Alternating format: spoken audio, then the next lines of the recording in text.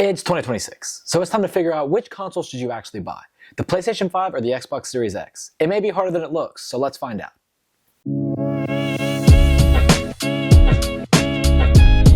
First up, we have the PS5 itself. Now, this is just the regular PS5, this is not the Pro or anything. We're just going to do a baseline comparison of the PlayStation versus the Xbox. So, as you can see, these little indicators right here show that the PS5 is in rest mode. So you can turn it on, you can turn it off, or you can have it in rest mode. So here's something cool about the PlayStation is while it's in rest mode, you can actually download games, you can leave off whatever game you're in the middle of, and all the good things. Secondly, something else to note about the PlayStation is this right here is the disc drive. So some of them don't come with this, but 100% I would recommend getting the one with the disc drive just so that you're able to play disc games. Now, you have two ports right here. As you can see, I have an HDMI controller port right here, USB-C, excuse me. And then right here, you can plug in for chargers. Now you can also plug it into the back, but the front comes with one USB-C port and one USB-C port. Down here, you have the two buttons to eject the video game, and also you have the button right here so that you can power the PlayStation on itself. So we're gonna go ahead and do that by pushing this little button. As you can see, it's gonna go blue. And then right while it's glowing blue, you're gonna notice it's gonna pop up right here on the TV. Now, one thing to note is it does take a second. The Xbox doesn't take as long, but there we go. The PlayStation's already started up. Okay, moving to the back of the PlayStation, as you can see, right here, there's a little plug-in, which you're not really ever gonna use. It's not really meant to be used. It's meant to just help with the ventilation of the system. But then overall you get down to here, and there's different types of plugs right through here. And as I move this on over, you can see that you have a plug right here for an USB-C and an HDMI, and then you have an Ethernet cord so that you can actually run your internet router straight to it and get faster internet. Then you also have another USB-C, and then you have the power cord. So there's not really a whole lot of options to choose from per se in the back of this, although it's not bad. Over and all, you also get a stand with it, and that's pretty much everything that comes with the actual PlayStation itself. So yeah, let's take a look at what the actual features look like. So next up, you have the controller. You have the four little buttons. You can take a screenshot using this. You have a D-pad. You can use the pause button right here. You have square, triangle, circle, and X. These are gonna be your main core functions. You have two joysticks. And in the middle of these joysticks, you actually have a PlayStation logo and a mic muter. So you can turn this on and you can mute the mic. But then you turn it to the back side, you have an audio jack right here so that you can just, plug in headphones or anything like that. And then there's where you charge it. Two triggers and then two triggers right here, and that's how you turn on your PlayStation. So as you see right here, it'll say, press any button on your controller, and that's just the starting screen to get you to turn it on. You click on it, and you can see it glows blue for when it's prepared. And then if you look right here, it'll take you to the home menu. So this is the welcome menu right here. You're able to see how much charge you have on your controller. You're able to see your uploads, so if you ever record any games, you can upload them. There's also PlayStation Plus, which we'll hit on in a second. And over and all, you can see your trophies, you can see game recommendations, and you get to see your storage. So right now I've got to clear mine off. I've just been using it to record for YouTube. But you can see your storage, and you can also see your friends and what they've played. And then you move over, there's the PlayStation Store itself, and it'll show you like what you can buy. And then you have PlayStation Plus, which you're able to just get into. So many, many, many options. But we also want to know, what does gameplay look like on this? What does it look like to play a video game on the PlayStation versus the Xbox? So next up, you're going to see gameplay.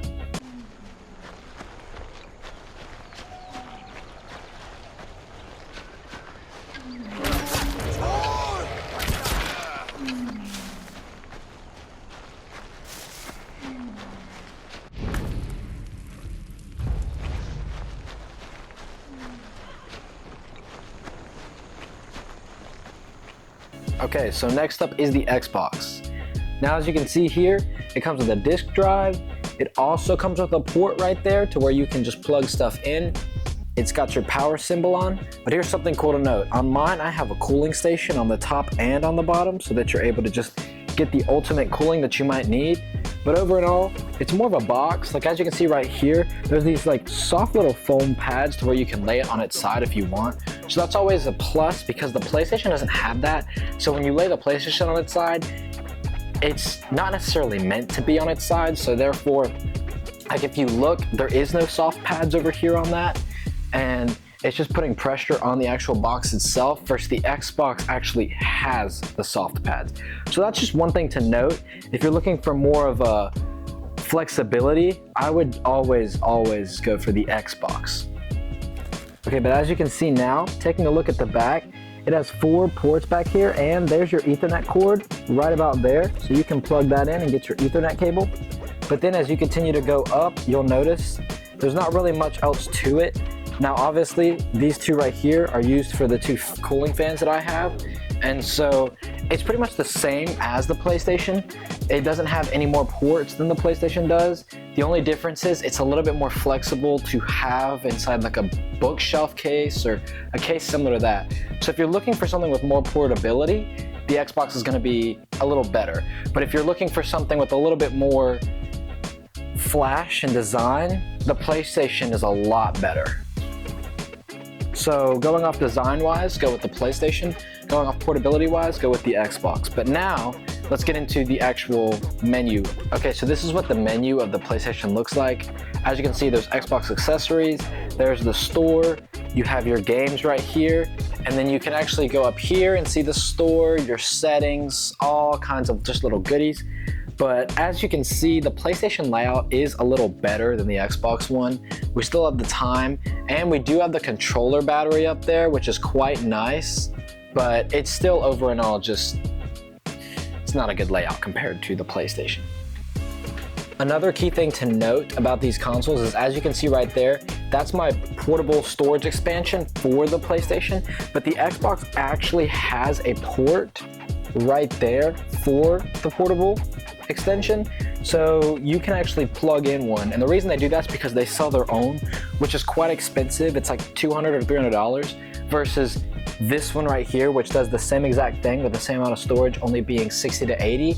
So I would recommend not buying that, even though it is officially Xbox sponsored. So that's just something to note when buying these consoles. Okay, so both of these consoles can be turned on by their controllers, but if you want, you can also push this button right here. It makes a little sporadic sound. It sounds a lot nicer than the PlayStation when it turns on because it doesn't sound like a jet engine. So if you want something that's a little more quiet, the Xbox is going to be for you. But let's take a look at what it does when it turns on. Okay, so this is the starting screen for the Xbox. Notice how when you're doing the starting screen on the Xbox, it just pops up with the right away of your profile versus the PlayStation, it pops up with hitting your controller. So just a little thing to note, PlayStation does kind of have an extra step when logging on, but let's go ahead and take a look at the controller. Okay, so here's the Xbox controller. As we saw with the PlayStation one, it was joysticks side by side instead of apart like this, diagonal. So it's over and all, whichever one you like better for your hand. I personally prefer the joysticks that are side by side, so the PlayStation's controller is a lot better for me. But as you can see, you still have the same buttons. You still have the pause menu, you still have the screen capture menu, you still have the share menu, you still have the joystick, D-pad, Y, B, A, and X, similar, very same controls as the PlayStation one, just a different design. But if you look to the back, you actually just have your pack right here where you can either get a portable battery like you see on mine, or you have it to where you have to put actual batteries in. So there's one thing to note about the Xbox controller that is a bad, in my opinion, is it takes batteries. Versus the PlayStation one does not. You can just plug it in and charge it. Now right here, you can plug in whatever you want. You can also plug in some kind of charging device, but you still need batteries. So this right here is a portable battery, which as you can see gets plugged onto this right here. And if you just knock it right on there, it'll start to charge. So always would recommend getting a portable battery at that. That's gonna cost extra money that you would not have to face when dealing with the PlayStation controller, as you can see. So it's just up to you with whichever one you decide. Okay, so if you hit the home button again, you can see you have all your games right here. Up in the top, you can see your friends. You can see if your friends have texted you anything. You can see your controller that's paired, and you can see your own profile. So over and all, it's just a little bit worse than the PlayStation one because it's just a little less laid out, and it's a little more confusing. Like right here, all of this on the PlayStation, as you saw, was lined up on the bottom, and you could just easily access it, but it's kind of hard to with this one. So now let's take a look at gameplay and see which one you like better.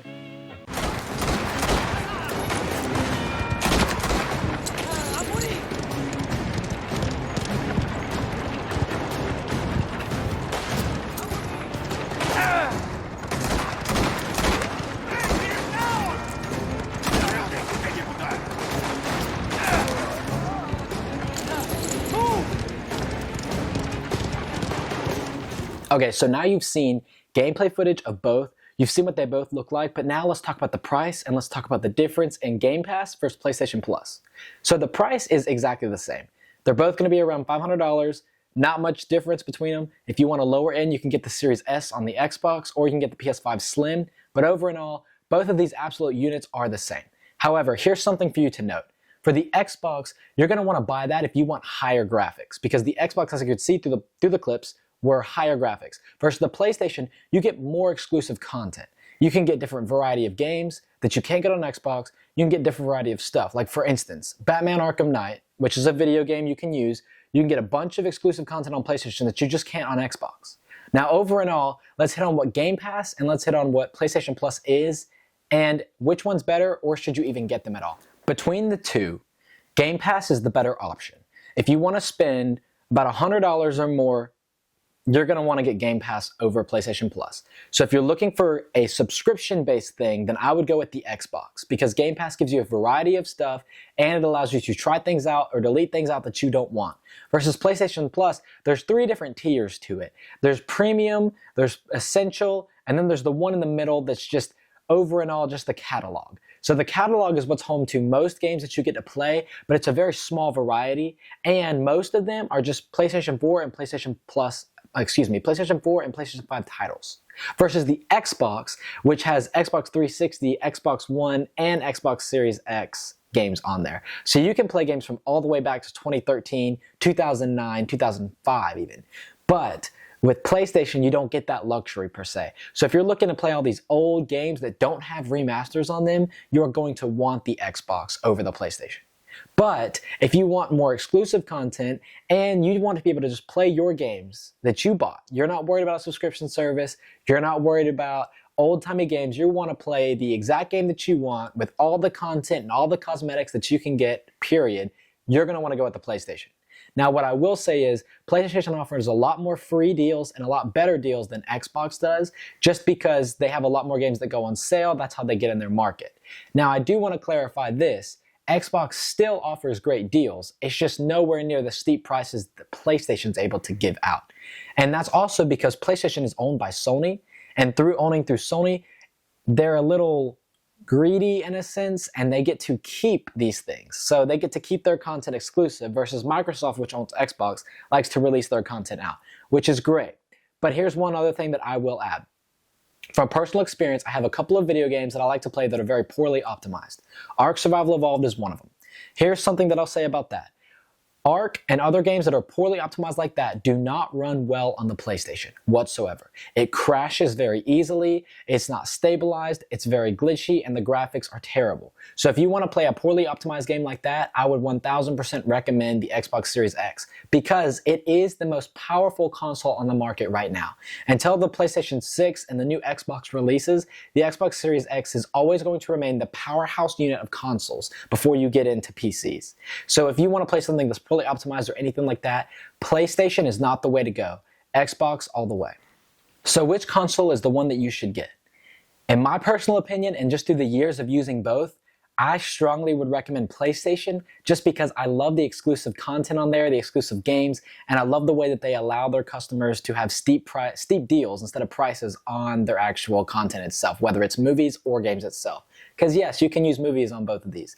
But if you're looking for optimization or you're looking for better graphics, then you need to go with the Xbox, my friend. And that's going to do it for this video. So make sure that you like, subscribe, and comment. Hit that notification bell so that you never miss out on another video. And thank you for hanging out in the studio today. My name is Bryce, and I can't wait to see you in the next one.